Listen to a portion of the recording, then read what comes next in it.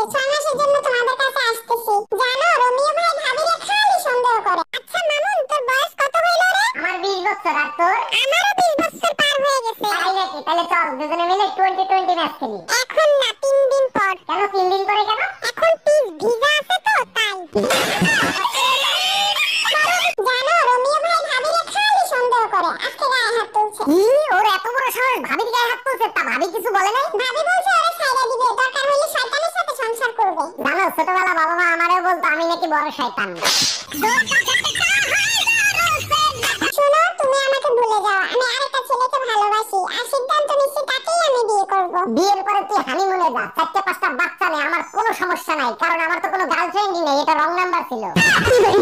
এই শুনছো, সেতু ভাই বাসায় মনে হয় গ্যাঞ্জাম লাগছে। সেতু ভাই ব্যাংকক যাবে, মনে হয় ভাবি জানিয়ে গেছে। আমি বুঝি না, স্বামীরা এত কষ্ট করে, মাঝে মধ্যে ঘুরতে গেলে সমস্যা কি? তোমার মতো কয়জন হয় বলো? তুমি রেডি হয়ে কোথায় যাচ্ছ? আমার সাথেই তো সেতু ভাই ব্যাংকক যাবেন। সব কাপড় চোপড় নোংরা, কার বাল ছিল ঘরে বসে? একদিন